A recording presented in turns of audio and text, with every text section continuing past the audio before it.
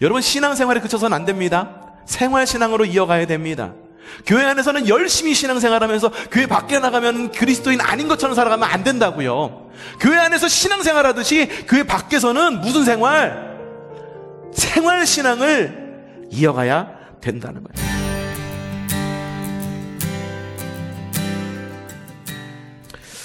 자, 아기가 신생아로 응애! 라고 태어나면 우리는 아이의 이름을 지어줍니다. 한자권에 있는 이 동양에서는 이름을 지어줍니다. 돌림자를 이용해서 한자 이름 혹은 한글 이름으로 짓죠. 그럼 서양에서는 이름을 어떻게 할까요? 서양도 이름을 지을까요? 서양은 이름을 고릅니다. 과거의 이름들 가운데에 선택을 합니다. 우리는 이름을 작명, 이름을 만들지만 서양 사람들은 이름을 선택합니다. 서양 사람들의 이름은 왜 이렇게 선택하는 문화가 되었을까?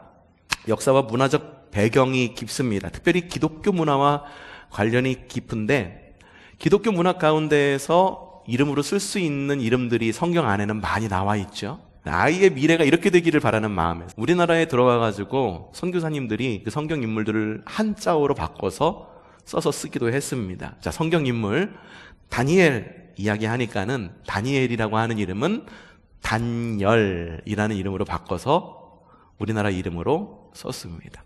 그러면은 퀴즈, 피득이라고 하는 이름은 성경 인물 가운데 누구를 말하는 걸까요? 피득은 성경 인물 가운데에 피터에서 왔습니다. 베드로입니다. 삼율 누구를 말하는 걸까요? 사무엘! 아유, 눈치가 굉장히 빠르시네요. 여러분 어떻습니까? 외국인 이름들 가운데는 성경 인물이 상당히 많습니다. 우리에게도 장명된 이름이 있습니다. 이순란이라고 하는 장명된 이름이 있고, 이영희라고 하는 장명된 이름이 있습니다. 서혜영이라고 하는 장명된 이름이 있습니다. 서혜영 권사님은 누가 장명해 주셨습니까? 아버지께서 장명해 주셨습니다. 이건 나에게 주어진 이름입니다. 이것이 동양적인 이름의 모습이죠. 하지만 우리에게는 서양적인 이름도 하나가 있습니다. 우리가 누군가에 의해서 불려진 이름이 아니라 우리가 선택한 이름, 그 이름이 바로 그리스도인이라고 하는 이름입니다. 자, 그리스도인이라고 하는 이름, 바로 그리스도인은 영어로 크리스찬이라고 이야기도 하기도 되는데, 이 크리스찬, 그리스도인이라고 하는 이름은 언제부터 사용되기 시작되었을까요? 과거의 이야기를 좀 하려고 합니다. 초대교회의 성령 강림 사건 이후에 교회를 이룬 사람들은 뭐라고, 옆에 있는 사람들은 뭐라고 말했냐 하면은, 야, 기독교인이야, 크리스찬이야, 성도야 라고 처음부터 이야기하지 않았습니다. 그냥 그 정체성이 굉장히 뭉뚱그려서 이야기를 했습니다. 뭐라고 이야기했냐면, 따라하십시다. 길을 찾는 사람들. 예, 그리스도인의 첫 이름은 길을 찾는 사람들이었었습니다. 그런데 이 길을 찾는 사람들이 로마의 박해가 시작이 되자 세계 각지로 막 흩어지게 됩니다. 흩어진 이들 가운데에는요, 구브로와 구레네 인이 있었었는데, 사도행전 11장 20절부터 21절 말씀 읽어보도록 하죠. 시작!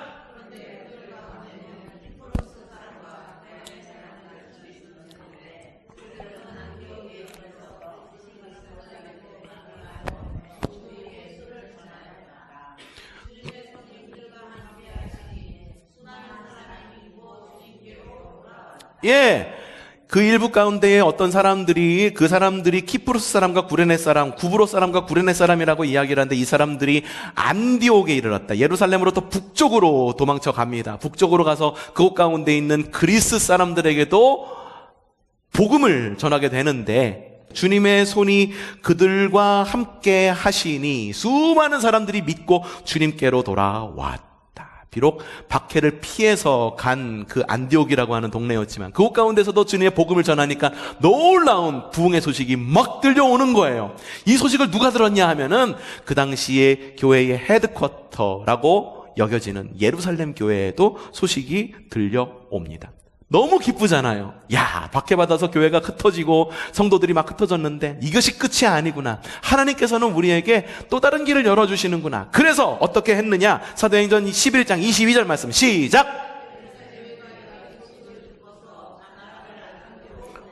예, 이 소식을 듣고 안디옥에 있는 그리스인에게 복음을 막 전하니까 부흥하는 소식을 듣고 누구를? 바나바, 안디옥 교회로 파송을 하게 됩니다. 바나바는 어떤 사람이었는가? 11장 24절 말씀 시작! 성령과 믿음이 충만한 사람이었다. 그래서 어떤 일이 벌어졌는가? 많은 사람이 주님께로 돌아왔다. 이야, 그렇지 않아도 안디옥에서 놀라운 부흥의 역사가 일어났는데 바나바가 가서 그곳 가운데서 사역을 하고 말씀을 전하니까 부흥의 부흥을 덧붙여갖고 사람들이 폭발적으로 막 늘어나는 거예요. 어유, 이곳이 바로 바나바 선생님께서 목회하시는 안디옥 교회라면서요. 저도 바나바 선생님 소문 듣고 이 자리에 왔습니다. 그래서 바나바가 목회를 해야 되는데 갑자기 많은 성도들이 늘어나니까는 이게 너무너무 사역이 버거운 거예요. 혼자 할 수가 없게 되는 거예요.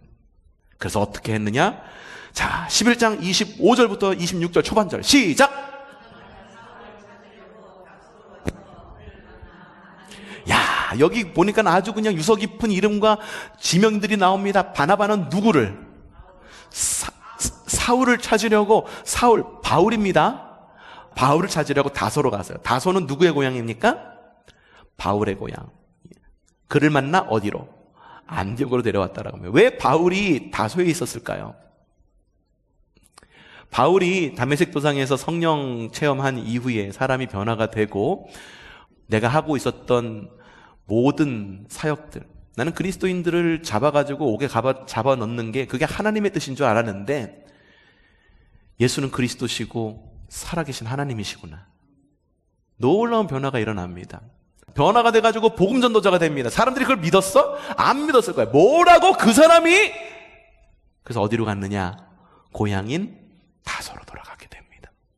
다소에서 그곳에서 복음을 전해가 그것 가운데서 놀랍도록 놀라운 역사가 일어납니다. 이 소식을 바나바가 듣고 있었어요. 바나바가 안 되겠다 싶어갖고 바울, 너 이제 고향 땅에만 있을 게 아니라 이제 나와가지고 그리스 사람들에게도 복음을 전해야지. 이제 나와. 이라고 바울을 데리고 어디로? 안디옥으로, 바나바가 사역하는 안디옥으로 돌아오게 됩니다. 그리고 11장 26절 중반 시작! 몇 년 동안? 1년 동안 줄곧 거기에 머물면서 무엇을 했습니까? 교회에서 모임을 가지고 많은 사람을 가르쳤다. 이야! 바나바와 바울이 이 그냥 굉장한 이 두 사람이 만나가지고 목회를 하니 얼마나 큰 일이 벌어졌겠습니까? 두 사람이 딱 만나자마자 시너지 효과가 일어납니다. 그래서 사도행전 11장 26절 마지막 절 시작! 드디어 우리의 답이 여기가 나왔습니다. 제자들은 그래서 바울과 바나바가 사역하는 그 안디옥에서 처음으로 그리스도인이라고 불림을 받았다. 그리스도인이라고 하는 말이 여기서 처음 시작된 겁니다. 처음으로 그리스도인을 다른 사람들이 성령 임재를 받은 그리스도인들을 다른 사람들이 뭐라고 불렀다고 그랬죠? 길을 찾는 사람들이라고 불렀습니다. 맞습니다. 그리스도인은요, 길을 찾는 사람들입니다. 많은 사람들이 답을 찾으려고 그래요. 교회에 오면 무슨 답을 찾을 수 있을 것처럼 말합니다. 아닙니다. 교회는 답을 찾는 사람들이 모인 곳이 아니라 무엇을 찾는 사람들? 길을 찾는 사람들이 모인 곳이 교회예요. 가다 보니까는 또랑도 있고 진흙탕도 있고 돌밭도 있고 아이고 이 길이 아닌가 봐요. 그러면서 경로도 바꾸고 하나님께서 가고자 우리를 인도하는 그 길 가운데에서 비록 진흙탕길이고 모래밭길이고 자갈밭이라도 그것을 갖다가 극복하고 기도함으로 은혜 가운데 승리하면서 살아가는 것이 그리스도인이라고 하는 거예요. 그렇기 때문에 그리스도인은 어떻게 하면 편안한 길을 갈 수 있을까 찾는 답을 찾는 사람들이 아니라 무엇을 찾는 사람들? 길을 찾는 사람들. 노답인 세상 가운데에서 주님의 길을 찾는 사람들이 그리스도인입니다. 우리 교회도 그런 길을 찾는 교회가 되어야 됩니다. 길 위의 교회가 되어야 합니다. 이후에 안디옥 교회부터 그들의 삶의 모습을 본 거예요. 사람들이, 야, 길을 찾는 사람들이 거기 모여가지고 하는데, 아이고 또 무슨 길을 찾는데, 아이고 유난이다, 유난이야. 뭐 이렇게 주일날 가서 예배하는 게 중요하다고, 내가 피곤한데 나 쉬는 게 중요하지 뭘 예배를 그렇게 해야 돼. 야, 교회 가서 헌금도 안 되며, 야, 무슨 가가지고선 그냥 얻어먹기만 하면 되는 거지. 사역 유난이다, 유난이야. 세상사 그냥 다 사는 대로 살면 되지. 웬 호들갑이야. 사람들이 그렇게 길을 찾는 사람들을 경멸하면서 붙여준 이름, 그것이 바로 그리스도인입니다. 우리말로 바꾸자면 뭐가 있을까? 예수쟁이. 하지만 길을 찾는 사람들은요, 그리스도인이라고 하는 이름을 자랑스럽게 여깁니다. 신앙생활한다고 그러잖아요. 그 당시에 있는 길을 찾는 사람들은요, 그리스도인이라고 하는 이름을 경멸적인 언어를 들으면서도요, 신앙생활에 그치지 않습니다. 생활신앙으로 이어갑니다. 여러분, 신앙생활에 그쳐서는 안 됩니다. 생활신앙으로 이어가야 됩니다. 교회 안에서는 열심히 신앙생활하면서 교회 밖에 나가면 그리스도인 아닌 것처럼 살아가면 안 된다고요. 교회 안에서 신앙생활하듯이 교회 밖에서는 무슨 생활신앙을 이어가야 된다는 거예요. 신앙과 삶이 일치돼야 된다는 거예요. 내가 믿는 것만큼 내가 믿는 대로 말해야 되는 거고, 내가 믿는 대로 행동해야 된다는 것, 그것이 바로 그리스도인이어야 된다고 하는 거예요. 안디옥 교회 사람들이 그랬다라고 하는 거예요. 교회 안에서만 능력의 그리스도인이 아니라 삶의 모습 속에서도 그리스도인이라고 하는 이름이 부끄럽지 않도록 살아가는 것. 실제로 그리스도인이라고 하는 이름이 붙여지기 전에 길을 찾는 사람들이라고 하는 이름이 있었을 때 이미 초대교회 성도들은 그렇게 살아가고 있었습니다. 예루살렘이라고 하는 지역 성도들이 흩어졌다고 그럽니다. 부부가 있었을 거 아니에요. 부부가 외국에 나가서 살아갑니다. 외국에서 나가서 살아가는데 부부 가운데에 이 배우자를 잃는 이런 여성들이 있었어요. 외지에서 살아가는 게 쉽습니까? 남편이 먼저 돌아가시니 다시 예루살렘 안으로 들어옵니다. 그래서 그 가운데서도 어렵게 살아가요. 바로 그랬을 때 누가 도왔는가? 교회가 돕습니다. 또 이 사건 이후에 어떤 일이 있었는가? 에베소라고 하는 지역이 있습니다. 에베소라고 하는 지역은 아데미라고 하는 여신을 섬기는 지역이었습니다. 여신을 섬긴다, 이방 여신을 섬긴다라고 하는 거는요, 그냥 단순히 모여가지고선 그래 우리 아데미를 섬겨, 이게 아니라 굉장히 문란하게 섬긴다라는 의미를 갖고 있었어요. 문란하게 예배 안에 태어난 아기들이 있을 거 아니에요. 태어난 아기들이 어떻게 됐을까? 장애인으로 태어나고 사생아로 태어나고 하고, 약간 뭔가 부족한 아이들이 태어나면 어떻게 되냐면요, 다 쓰레기장에 갖다 버립니다. 사생아들 다 버려요. 그때 그리스도인들이 어떻게 했는지 아십니까? 쓰레기장에 버려진 아이들 다 끄집어냅니다. 활활 타오르는, 마치 지옥과 같이 활활 타오르는 그런 쓰레기장에서 아이들을 다 구해냅니다. 사생아들을 다 구해내요. 장애 아이들을 다 구해내요. 그래서 교회 안에서 그들을 그리스도인으로 키워냅니다. 교회는 그렇게 해서 성장한 거예요. 저절로 성장하지 않습니다. 세상에 버려진 사람들, 소외된 사람들, 그리스도인이요, 교회 안에서만 신앙생활하는 게 아니라 교회 밖에서도 그리스도인답게 살아갈 때 교회는 부흥하게 되는 거예요. 사도행전은 이를 이렇게 표현합니다. 사도행전 2장 44절에서 47절 말씀 시작! 그들은 어떻게 했습니까? 재산과 소유물을 팔아서 모든 사람에게 필요한 대로 나누어 주었다. 그리고 어떻게? 날마다 한 마음으로 성전에 열심히 모이고, 여기 중요한 게 있죠? 한 마음이 중요합니다. 원하트예요, 이게. 우리가 2026년에 우리가 행동할 사항으로 가져가야 될 마음, 어떤 마음? 한 마음으로 무엇을 했습니까? 성전에 열심히 모이고, 그리고 집집이 돌아가면서 빵을 뗄 때, 이것도 우리 교회가 하려고 그러는 겁니다. 집집이 돌아가면서 빵을 뗐다라고 하는 건 집집이 방문하면서 예배를 드렸다라는 말도 있지만, 집집이 돌아가면서 밥을 준비했다라는 말도 해석될 수 있지 않을까? 그리고 무엇을 했습니까? 순전한 마음으로 기쁘게 음식을 먹고 무엇을 했습니까?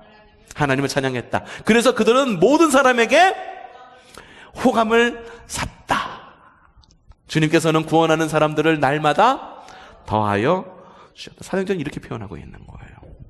그리스도인다운 삶, 그리스도인다운 언행 일치, 그리스도인다운 식사, 그리스도인다운 한 마음, 그리스도인다운 한 뜻, 그리스도인다운 나눔, 그 안에서 이루어지는 사랑의 교제와 아가페.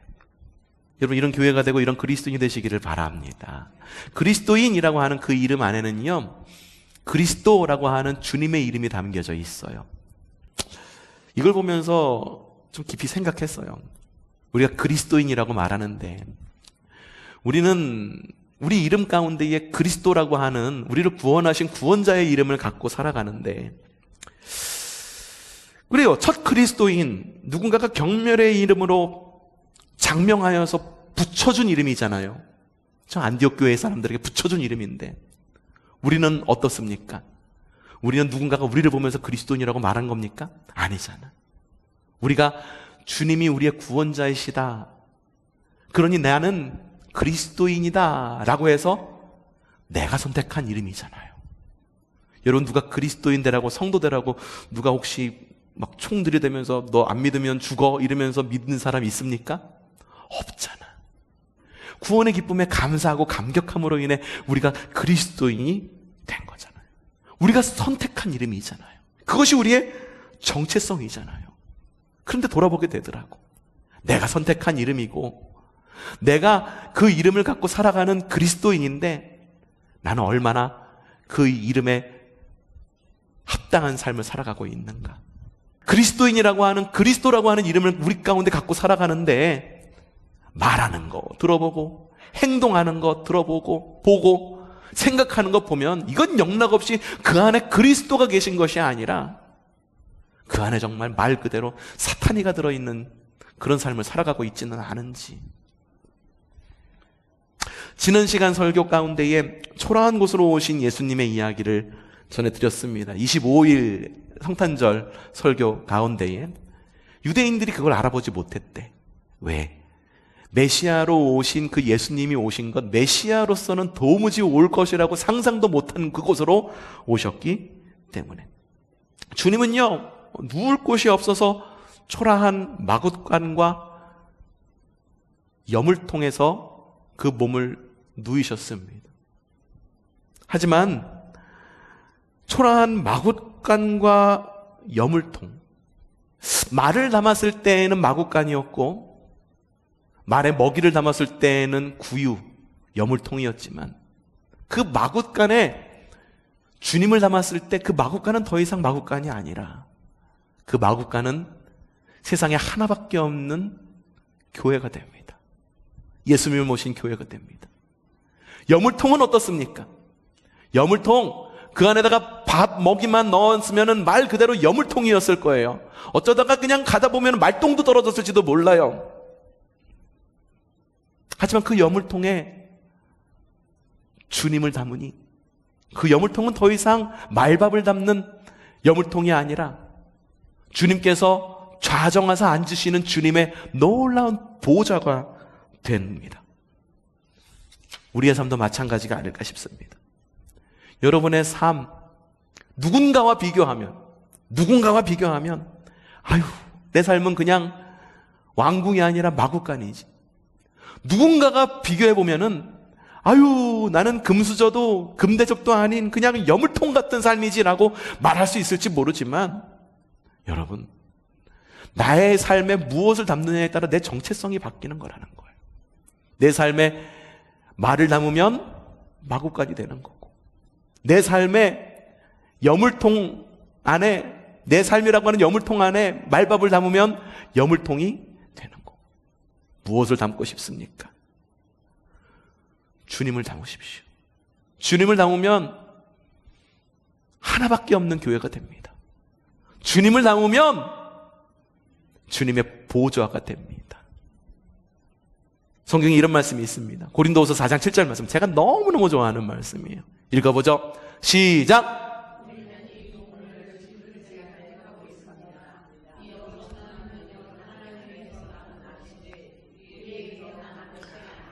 예, 우리는 이 보물, 예수 그리스도라고 하는 이 보물을 질그릇과 같은 우리 안에 간직하고 있어요. 그래서 하나님은 우리를 소중히 여기시고 우리에게는 삶에는 능력이 있는데 그 놀라운 엄청난 능력은 하나님에게서 나는 것이지 우리에게서 나는 것이 아니에요.